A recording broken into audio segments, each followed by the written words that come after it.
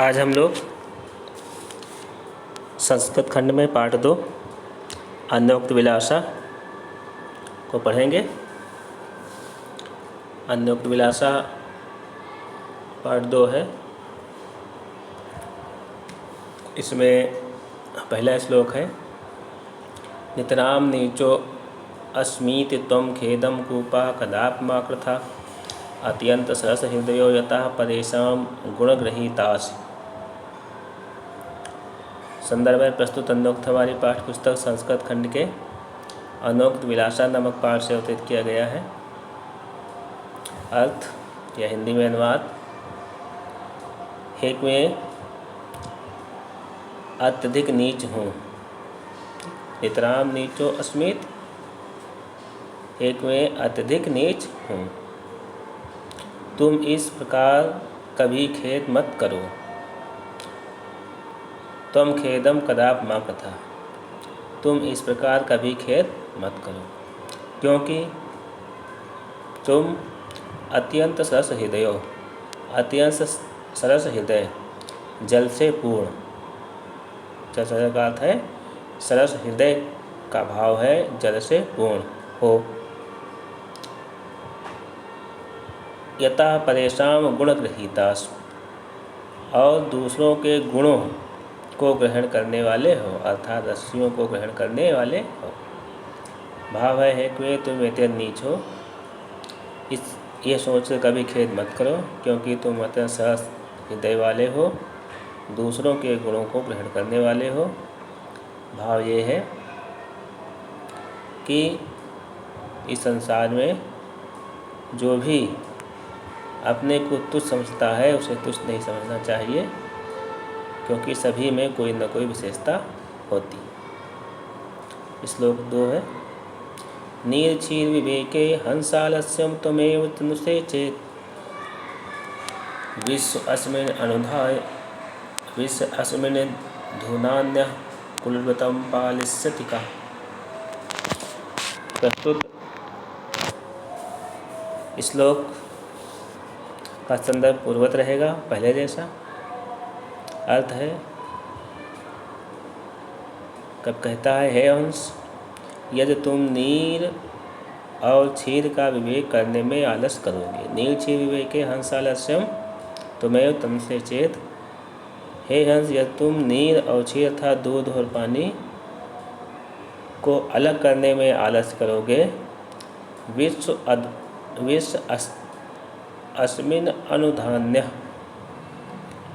विश्व में संसार, तो इस संसार में ऐसा कौन है।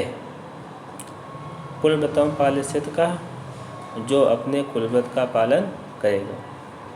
भाव है, हे श्रेष्ठ व्यक्ति, यदि तुम अपने कार्य करने में ही आलस करोगे तो इस संसार में अन्य कौन अपने कार्य को समय से करेगा।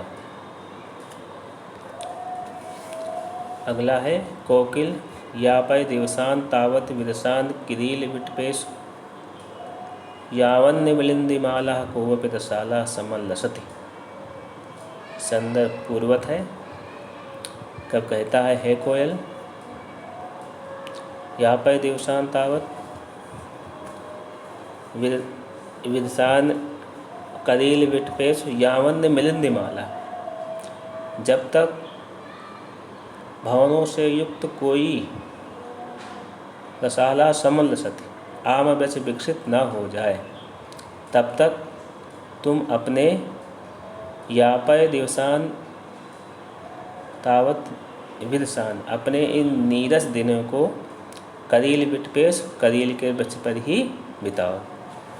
हे कोयल, जब तक भवनों से युक्त कोई आम वृक्ष विकसित न हो, तब तक तुम अपने इन नीरस दिनों को करील के वृक्ष पर ही बिताओ। अर्थात जब तक अच्छे दिन न आए,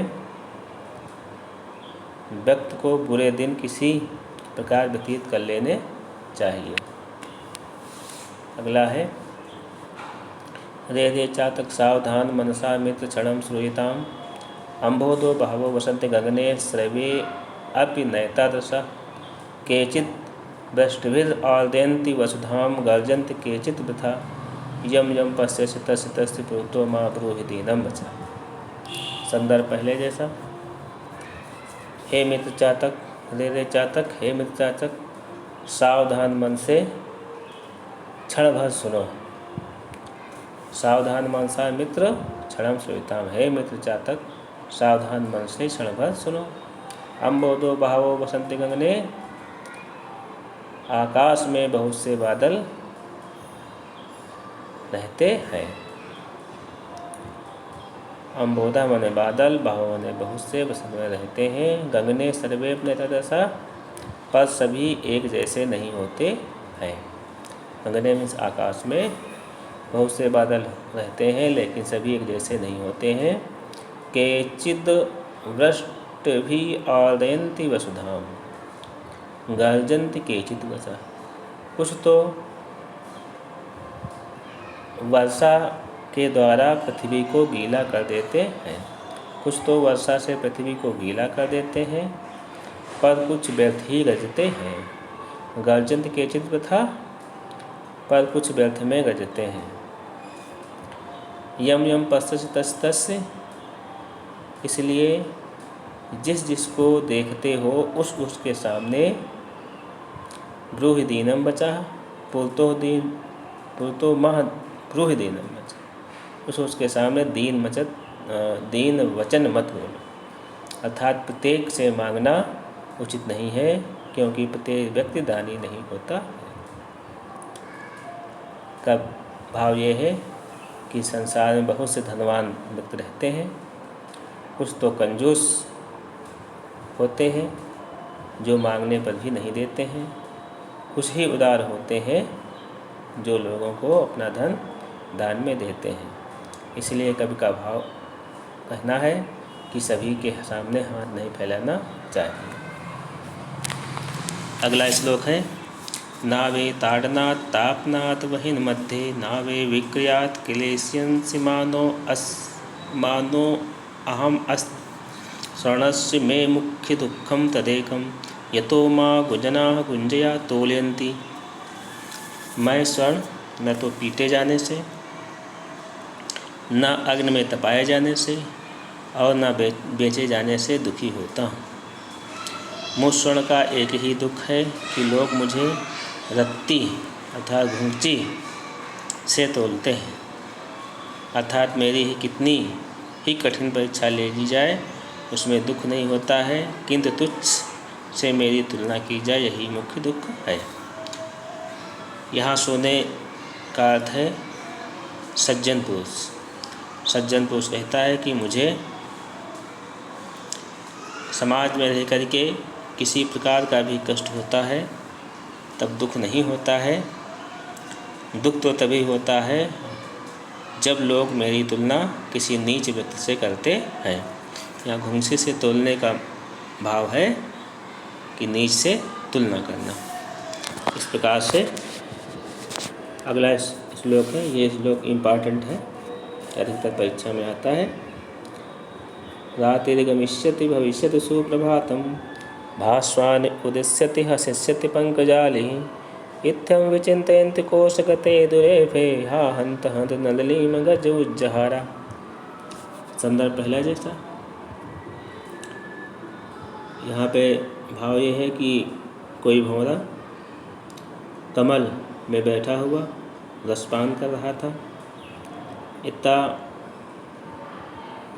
मस्त हो गया कि उसे कब शाम हो गई ये भान ही नहीं हुआ, और सूर्यास्त होते ही कमल बंद हो जाते हैं। इसी भाव को दिखाया गया है। कोई भंवरा कमल में बंद हो गया, वह रात भर यही सोचता रहा, रात समाप्त होगी, प्रातःकाल होगा, सूर्य उदित होगा। भाषण उदित, सूर्य उदित होगा, कमल समूह विकसित होगा, हसिष्यति पंकजाली, कमल का समूह विकसित होगा। इत्थं विचिन्तयन्ति कोशगते दुरेफे, दुख का विषय है कि कमल कोश में बंद भंवरे के इस प्रकार विचार मग्न होने पर हा हंत हंत नलिनीं गज उज्जहारा, किसी हाथी ने कमलिनी को उखाड़ लिया।